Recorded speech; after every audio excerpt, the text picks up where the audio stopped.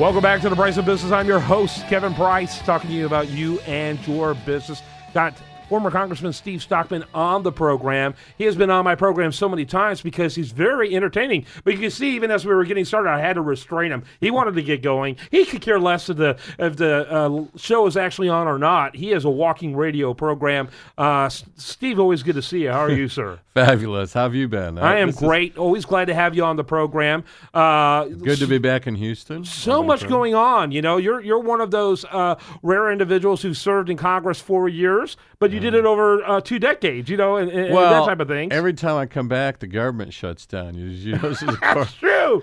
You were there the last time. Yes, I was. Which I consider great periods of government because, spending always goes down. Yep. And they talk about, all my friends on Facebook complain about them not working, and only necessary employees are working. And I'm like going, wait a minute, we got a $20 trillion debt. We should only have necessary employees working all the time. By the way, did you feel the pain when the government shut down? Not at all. He had to spend extra money to shut down sites. He put up a barrier around the World War II monument, and all these veterans are coming in to visit.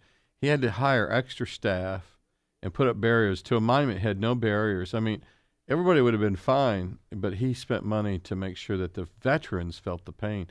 And I was speaking out there, actually, with Sarah Palin and some other people, and I thought my mic wasn't on, so I started chanting, "Tear down this wall," from, Reagan's great speech.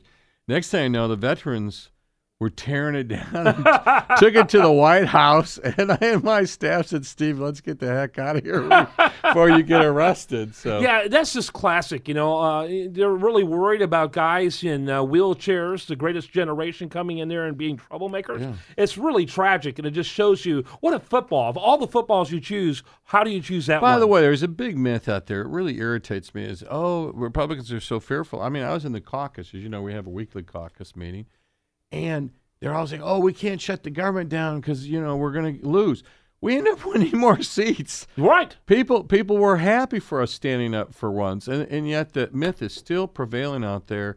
One of the reasons we got this horrible bill that was passed by Ryan was that, quite frankly, he was afraid of the government shutdown. The spending bill. Yeah. I mean, one thing that gets Republicans reelected and more, because people are looking for action. And guess what? Stopping is action. The one thing, by the way, that Obama's promised he'd get done before he left office, Ryan gave to him. There was a Cadillac tax on unions. And that tax was going to happen right before the election. Could you imagine, Kevin, if that tax took place and all those union guys hit them up for $100, $200 a month additional for having insurance? We would have won every state in the union, and yet Ryan gave that away. It was a horrible, horrible idea. It's unbelievable. Talk a little bit, but it appears that Barack Obama seems to be helping the GOP. It's ironic to me that almost 1 year exactly from when a new president will take the inauguration, that he passes new regulation that expands gun control. And really, from a policy perspective, it isn't that significantly more. People are going to continue to be able to get plenty of guns, but it really irritated people on a large measure. And I'm hearing more and more stories of people who've never owned guns themselves who are now finding it unconscionable not to own a gun because they're afraid that right in the future is going to be taken away. How do you explain that? 1 year before, tone deaf, but what else? I think it's amazing because, some of the same laws which were passed were in California. That didn't stop a shooting. Right. I mean, if you're willing to murder, are you really going to say, well, I can't murder someone because it's against the law to have an illegal gun? I mean, the fact is that when he does this, and we talked earlier about this, when he does this, people go out and want to defend themselves.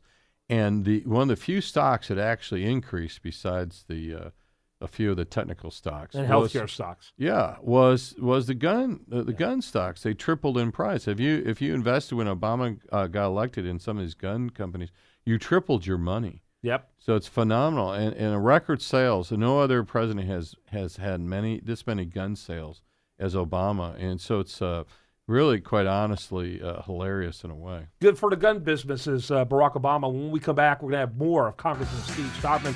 Show continues 24/7 at priceofbusiness.com. Stay tuned for more.